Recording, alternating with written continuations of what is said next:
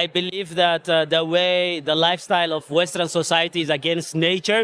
So anything that lives with nature and lives the minimalistic way is seen as taboo or bad or primitive. Is their playbook. So they use this playbook, and this playbook contains how they approach us politically, how they approach us financially, how they approach us dietically also. The foods that we eat a lot now in Africa are not even our own foods. I'm a king. Europe has outsourced the brains of Africa for over 5 centuries.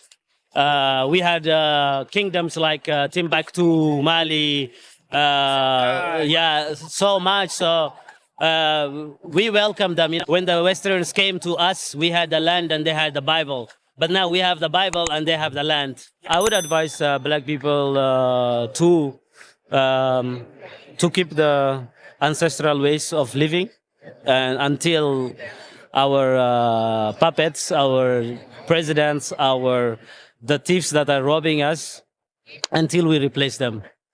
Until we find people like Thomas Sankara or Ibrahim Traore, which is now present, I would feel privileged to tell my African brothers, don't come to Europe because I have experienced this or I have this perspective. But I would say there will come a time we don't need to be here. How the Western society lives is not in accordance with nature. Western society believes that we have infinite resources, that we should dig the ground, we should cut all the trees, we should build all the asphalt. No.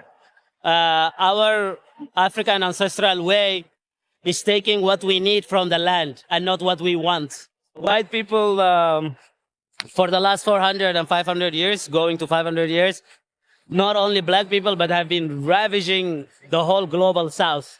Latin America, India, the British Empire never sets. So I think there has been a period of time in a dynasty where there were different races in the world that had power, but the way white people are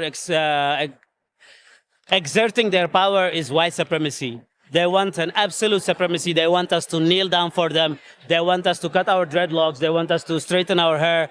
They want us to dress like them. They want us to eat like them. So, yeah, and I think we have to wake up every day and realize, just as Tupac said, we gotta change the way we eat, the way we dress. And I believe that our ancestors hasn't left us. They're walking behind the eater. And it's very easy to connect with them. And the last year, there were a lot of black people who were going back to their own ancestral practices, including me. So I had to get out also from a very Sunni conservative Muslim family to figuring out my ancestral spiritual guides. Okay. So there is a revolution happening, and Africa is going to be in 2030 40 or 45% at the age of 25. And these young people are very much open to changing about the Western perspective in their own countries, at least. I believe that the lifestyle of Western society is against nature. So anything that lives with nature and lives the minimalistic way is seen as taboo or bad or primitive. Is their playbook. So they use this playbook, and this playbook contains how they approach us politically, how they approach us financially, how they approach us dietically also. The foods that we eat a lot now in Africa are not even our own foods.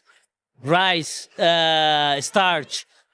These are things that the white man brought there. So the amount of brainwashing, the amount of hypnotization, and the amount of spell that black people are under, it is really huge. And the only way we can break that is if black people who know this truth unite and put their differences aside, because we black people are not also one uniform people. We have different cultures, we have different perspective about the world, we see the world in a different eye, but we should also not fight and cut each other off. We should be a big family who have differences and working out together. For me, my Muslim brothers, my Christian brothers, my spiritual brothers, I love you all. But you can still practice Christianity, which is from Ethiopia. It's 2,000 way back, and it's not a blue-eyed Jesus. So it's just find the truth, and I believe it will happen. It will happen because you are not having that perspective. I'm half your age. I'm not having that perspective. And I'm 110% sure the youth, the black youth that I will be guiding at the age of 15 will not be having that mentality. So I think there is a progress, but it's just starting now. I'm a king, yes, I'm a king. I think I'm a king.